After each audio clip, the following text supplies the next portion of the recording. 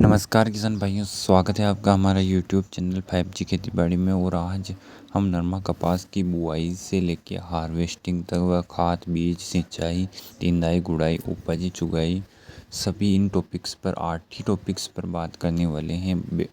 किसान भाइयों, वीडियो थोड़ा लंबा हो सकता है, लेकिन अगर कपास की सही जानकारी, सही पैदावार लेना चाहते हैं तो आप वीडियो को अंत तक देखें और सभी टॉपिक्स पर अच्छी तरीके से देखें, ताकि आपकी फसल, बीज, वैरायटी सब कुछ बेस्ट हो और आपको बेस्ट उपज मिले। तो सबसे पहले हम अब बात करते हैं किसान भाइयों, अब सबसे पहले बात करते हैं कपास में आने वाली वैरायटियों की कि कौन सी वैरायटी क्या क्या उत्पादन देती हैं, कितना उत्पादन देती हैं। तो सबसे पहले बात करते हैं DCH 32 1983 में आई थी, महीन रेशे की किस्म है।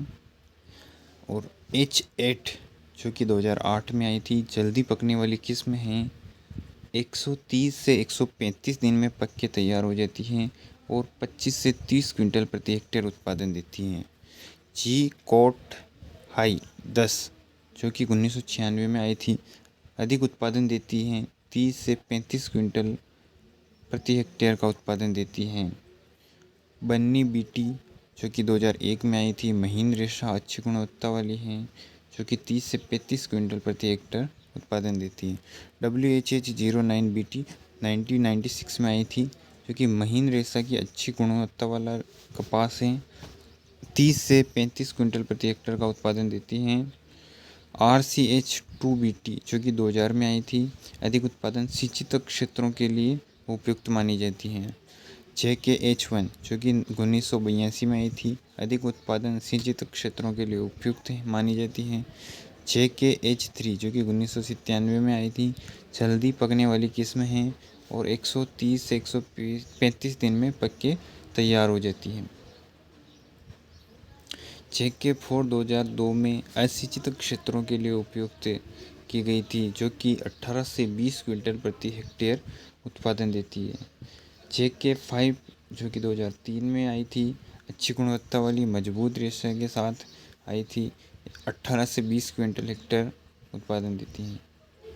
जौहर ताप्ती जो कि 2002 में आई थी, रस चूसक कीटों के लिए प्रतिरोधी मानी जाती हैं इसे, और 15 से 18 क्विंटल प्रति हेक्टेयर का उत्पादन देती है। ये कुछ वेराइटियाँ उत्पादन कम देती हैं, लेकिन ये कम सिंचित वाली और रोग प्रतिरोधक क्षमता में अधिक मानी जाती हैं, इसीलिए इन्हें कम पानी वाले क्षेत्रों में बोई जाती हैं।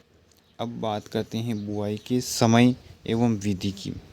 यदि पर्याप्त सिंचाई की सुविधा उपलब्ध हो तो कपास की फसल को मई माह में ही लगाया जा सकता है।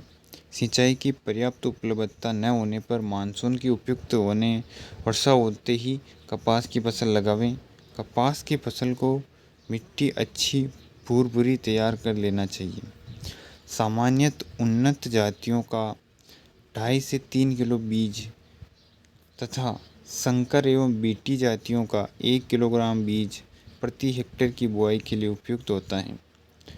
उन्नत जातियों में चेफुली 45 से 60 की दूरी रखी जाती है। 45 सेंटीमीटर पौधे से पौधे की दूरी और लाइन से लाइन की दूरी 60 सेंटीमीटर पर लगाई जाती हैं।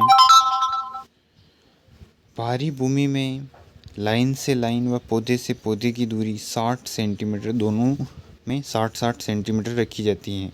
तो मध्य भूमि में पौधे से पौधे की दूरी 60 सेंटीमीटर और लाइन से लाइन की दूरी 45 सेंटीमीटर रखी जाती है। मध्य व हल्की भूमि में संकर एवं बीटी जातियों में कतार से कतार एवं पौधे से पौधे के बीच की दूरी क्रमशः 90 से 120 सेंटीमीटर एवं 60 से 190 सेंटीमीटर रखी जाती हैं। अब बात करते हैं सघन खेती की। किसान भाइयों, सघन खेती में कपास की सघन खेती जो होती है वो थोड़ी अलग होती है। कई किसानों ने इसके बारे में सुना भी होगा और कई किसान इस तरह की उपज लेते भी होंगे। इसमें कतार से कतार 45 सेंटीमीटर एवं पौधे से पौधे की दूरी 15 सेंटीमीटर पर लगाए जाते हैं। इस प्रकार 1 हेक्टेयर में 1,48,000 पौधे लगते हैं। बीज दर 6 से 8 किलोग्राम प्रति हेक्टेयर रखी जाती है। इसमें 25 से 50% की उपज में वृद्धि होती है। इस हेतु उपयुक्त किस्में NH 651, सूरज जो कि 2002 में आई थी, PKV 081, LRK 51, NHH 48BT, Jawahar Tapti JK4, JK5 आदि वेराइटियाँ मानी जाती है इस सघन विधि के लिए। सघन विधि में पौधों की मोटाई कम होती है, इसीलिए उन्हें पास पास लगाया जाता है। 15 से 45 सेंटीमीटर पर लगाया जाता है। और जिन पौधों की वैरायटी बड़े पौधों की वैरायटी होती है उन्हें दूर दूर लगाया जाता है। अब बात करते हैं किसान भाइयों खाद एवं उर्वरक की। किसान भाइयों, उन्नत वैरायटी में नाइट्रोजन 80 से 120 किलोग्राम प्रति हेक्टेयर के हिसाब से डालना चाहिए। फास्फोरस 40 से 60 किलो डालना चाहिए प्रति हेक्टेयर। और पोटास 20 से 30 किलो प्रति हेक्टेयर डालना चाहिए। और गंधक 25 किलोग्राम प्रति हेक्टेयर उन्नत वैरायटियों में डालना चाहिए। और अगर संकर वैरायटी की बात करें तो संकर वैरायटी में 1.5 क्विंटल नाइट्रोजन की आवश्यकता होती है। फास्फोरस 75 किलो की आवश्यकता होती है। पोटास 40 किलो की आवश्यकता होती है। गंधक 25 किलो ही आवश्यक होता है। कुल मिला के किसान भाइयों संकर बीज में खाद की अधिक आवश्यकता होती है, उन्नत वैरायटियों में खाद की कम आवश्यकता होती है। अब बात करते हैं इस खाद का कब उपयोग करना चाहिए।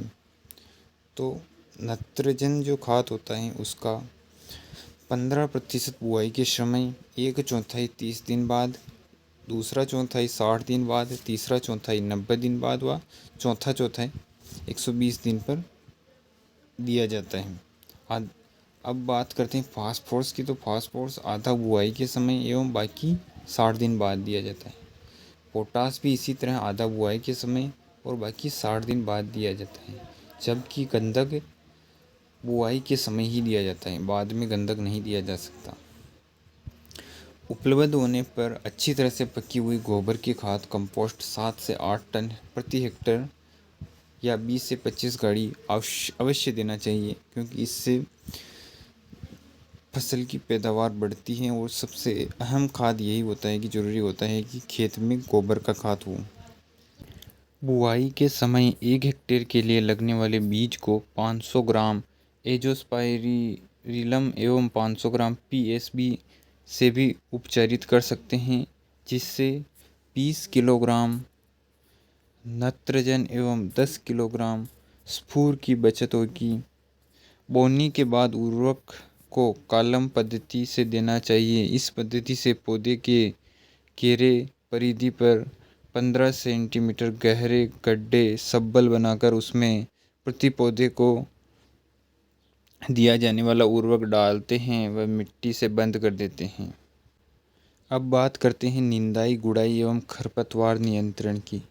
पहली निंदाई गुड़ाई अंकुरन के 15 से 20 दिन के अंदर कोल्पा या डोरा चलाकर करना चाहिए। खरपतवार नाशकों में पायरेटोब्रेक सोडियम 750 ग्राम हेक्टेयर या फ्लूक्लोरीन पेंडामेथिलीन 1 किलोग्राम सक्रिय तत्व को बुआई पूर्व उपयोग किया जा सकता है। अब बात करते हैं सिंचाई की।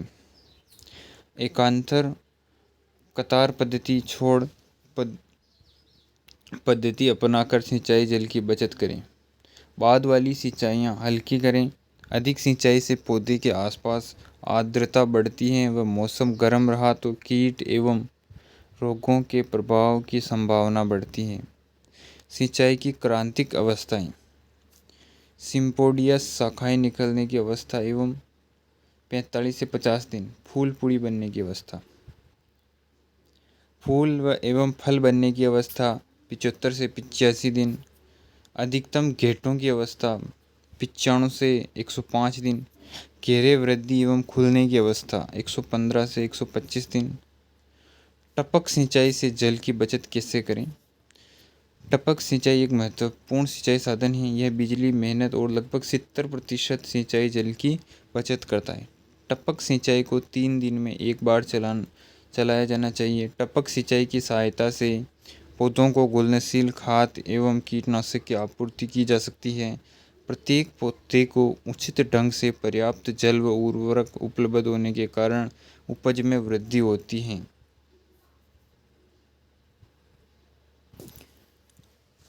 अब बात करते हैं किसान भाइयों उपज की। देसी उन्नत प्रजातियों की चुनाई प्रायः नवंबर से जनवरी फरवरी तक, संकर जातियों की अक्टूबर नवंबर से दिसंबर जनवरी तक तथा बीटी किस्मों की चुनाई अक्टूबर से दिसंबर तक की जाती है। कहीं कहीं बीटी किस्मों की चुनाई जनवरी फरवरी तक भी होती है।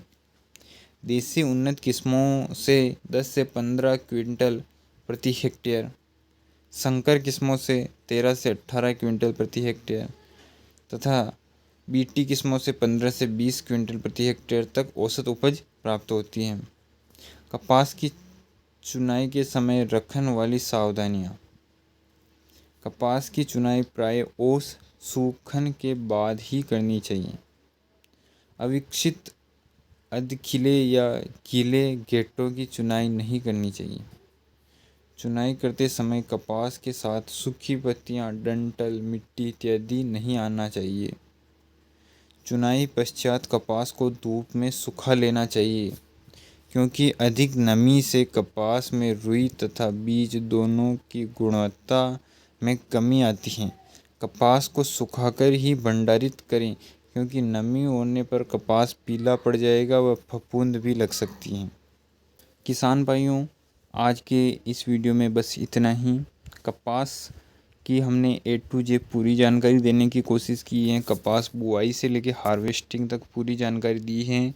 और अगर आपको इससे जुड़ी कोई और जानकारी, दवाई या किसी भी बारे में कोई भी जानकारी अगर प्राप्त करनी हो तो आप हमसे संपर्क कर सकते हैं। कॉन्टेक्ट नंबर भी दे सकते हैं या मैसेज भी कर सकते हैं। हम पूरी कोशिश करेंगे आपको आपके सवालों का जवाब देने के लिए। आज की वीडियो में बस इतना ही। धन्यवाद।